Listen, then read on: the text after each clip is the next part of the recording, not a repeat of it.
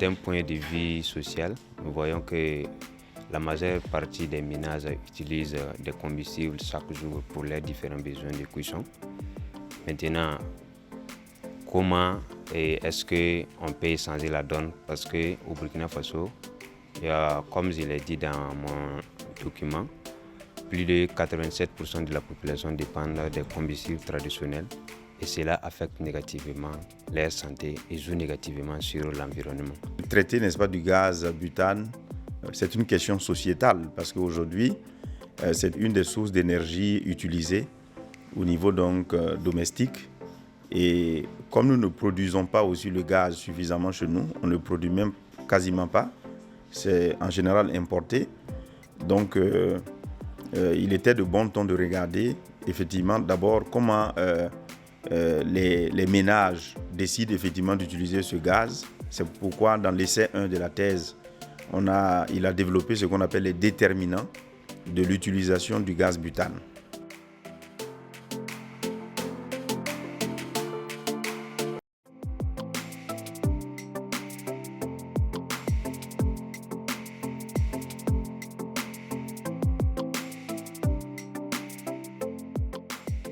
Qu'est-ce qui explique que l'utilisation du gaz butane est faible au Burkina Faso? Cela a attiré notre attention et nous a amené à investiguer sur premièrement les déterminants pour savoir qu'est-ce qui amène les ménages à utiliser ou à ne pas utiliser le gaz butane. Deuxièmement, c'est de montrer les avantages de l'utilisation du gaz butane sur la déforestation. Parce que dans les années 1970, le Burkina Faso a traversé une crise environnementale qui est la sécheresse qui a frappé le pays. Et maintenant, à l'issue de cette crise, les autorités ont engagé plusieurs actions dans l'optique de lutter contre cette déforestation. Et c'est dans ce cadre que l'utilisation du gaz butane a été promue pour substituer le bois énergie qui est constitué du bois et du charbon de bois. Donc l'utilisation de ces combustibles sera alors remplacée progressivement au sein des ménages pour leur bien-être. Voilà, donc, et comme il a démontré en théorie, il y a un débat. Il y a certains qui pensent que le gaz butane n'est pas une énergie propre, mais la majorité, n'est-ce pas, des gens estiment que c'est une énergie propre. Donc, le gaz butane est une énergie propre et qui est utilisée au niveau domestique. Et il a mis un accent particulier au niveau des déterminants, c'est-à-dire le rôle de l'accès aux routes. Plus on aura des routes enclavées de bonne qualité améliorées au Burkina Faso, il y aura les distributeurs de gaz butane seront obligés de transporter le gaz butane dans les coins les plus reculés. Maintenant, les ménages qui voulaient utiliser le gaz butane et qui n'avaient pas la possibilité de l'avoir sur place, vu que les voies sont de bonne qualité, les transporteurs auront la latitude de transporter le gaz butane jusqu'à eux et ils vont sortir avec leurs 2000 francs ou 5000 francs pour pouvoir avoir une bouteille de gaz à proximité. Voilà, c'est pour dire qu'on peut avoir aussi donc, le bien au niveau national, mais la distribution spatiale pose problème. C'est-à-dire que si les zones sont enclavées, on peut accuser par exemple les ménages en milieu rural de ne pas utiliser le gaz, pas parce que souvent ils n'ont pas les moyens, ça peut être un facteur explicatif de la non-utilisation, mais le fait même de ne pas pouvoir rapprocher le bien aux consommateurs, ça pose problème. Donc ça a été examiné.